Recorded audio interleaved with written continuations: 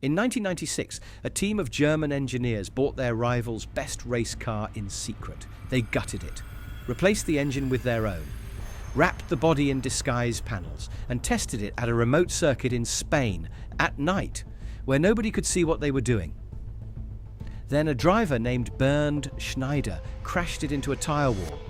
And that was actually the good news, because in the wreckage of a crashed McLaren, Mercedes found everything it needed to build one of the most devastating race cars and one of the most extreme road cars the 20th century ever produced. To understand the CLK GTR, you have to understand the world it was born into. By the mid-1990s, endurance sports car racing was being reinvented. The old World Sports Car Championship had collapsed under its own costs in 1993, but a new series, the BPR Global GT Series, was filling the void, and in 1997 it would become an official FIA Championship. The rulebook required something that hadn't existed before. A class of car built as a race car first, then reverse-engineered for the road. They called it GT1. McLaren had dominated the early years with the F1 GTR, a machine originally conceived as a road car that turned out to be unstoppable on the track. Porsche saw this and responded the way only Porsche could. They took a 962 chassis, bolted on the face of a 993, and called it the 911 GT1. It was a prototype in a suit, and it won. Mercedes had been watching from the sidelines. They'd won the World Sports Car Championship twice, in 1989 and 1990, through their partnership with Sauber. But they hadn't fielded a factory sports car program since. The Touring Car Championship that had occupied their attention had just collapsed after the 1996 season. They needed somewhere to race, and then they looked at GT1. The problem was time. McLaren had years of development behind the F1. Porsche had decades of prototype experience. Mercedes had 128 days. AMG was given the assignment: build a car to beat the McLaren F1 GTR and the Porsche 911 GT1. Build it from scratch. Build it now. The first thing they did was buy the enemy. Through back channels, AMG acquired McLaren F1 GTR chassis number 11R from a French privateer team called Larbre Compétition. They ripped out the BMW V12, installed their own Mercedes M120 engine, stripped the bodywork and replaced it with prototype panels designed in-house. Then they shipped the whole thing to the Jarama circuit outside Madrid and began testing in secret. The mule was fast, genuinely fast. Then Schneider put it into the barrier.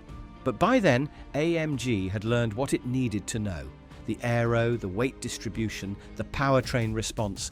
They had the blueprint.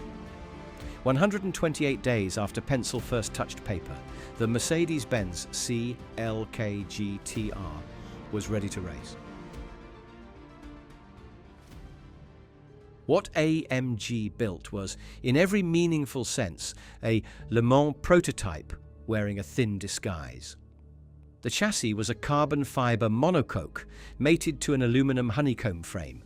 The bodywork was carbon fibre and Kevlar. The only components shared with the road-going CLK were the headlights, the taillights, and the front grille. Everything else, every panel, every duct, every surface, was purpose-built.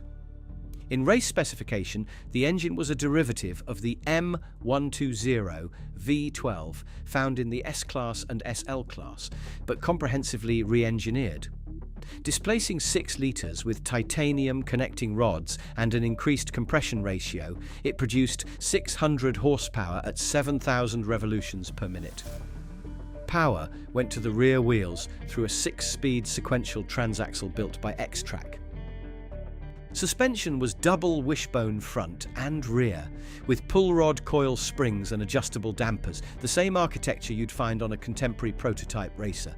The road car, the Strassen version, was somehow even more powerful. Where the race car displaced 6 litres and was strangled by FIA air restrictors, the road car was stroked out to 6.9 litres. Forged pistons, titanium rods. The result? over 600 horsepower, 0 to 60 in 3.8 seconds, top speed beyond 200 miles per hour. It had air conditioning, a stereo, leather and Alcantara, and underneath each butterfly door, storage bins for luggage, right next to the manual override for the fire suppression system. This was a car that could win a championship on Saturday and carry your bags on Sunday. It just happened to cost $1,547,620, which in 1998 made it the most expensive production car on Earth, according to the Guinness Book of World Records. The CLK GTR debuted at Mercedes' home track, Hockenheim, where Schneider put it on pole position. The first 3 races were a struggle. The McLarens were quick, the car was new, and the inevitable teething problems needed sorting. But once AMG found its rhythm, the CLK GTR became unstoppable. In the 1997 FIA GT Championship, the CLK GTR dominated the second half of the season, taking multiple victories and 1-2 finishes, including wins at the Nürburgring, Sebring and Laguna Seca. Bernd Schneider took the Drivers' Championship. AMG Mercedes took the Constructors.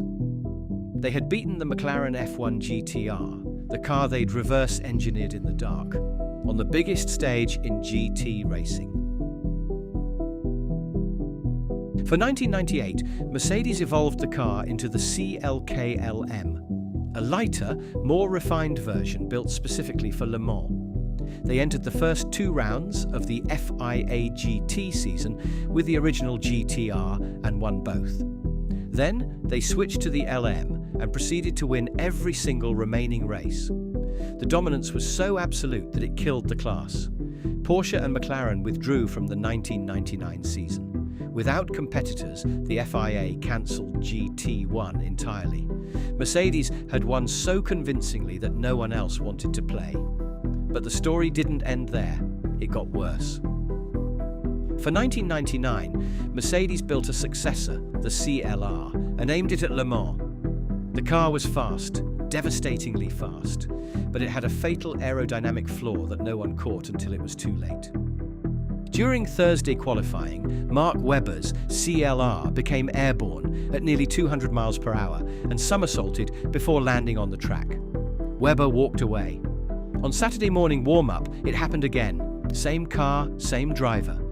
Mercedes consulted Adrian Newey, then chief aerodynamicist of the McLaren Formula One team, by phone from Montreal. According to some accounts, he advised withdrawal. The team raced anyway. 75 laps into the race, Peter Dumbreck was running third, closing on a Toyota. His CLR's nose lifted at a crest on the approach to Indianapolis corner. The car somersaulted, cleared the safety barriers, and landed in a clearing in the woods that had been cut only 2 weeks earlier. A tree limb pierced the monocoque between the driver's seat and the fuel tank. Dumbreck was knocked unconscious, but alive. He was released from hospital that night. Mercedes withdrew immediately, cancelled the entire CLR program, and never returned to prototype sports car racing again. By the time the racing program ended, the road cars had already been built. 25 were required for homologation.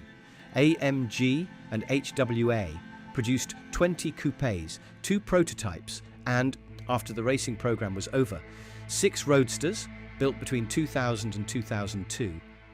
28 cars total. That's it.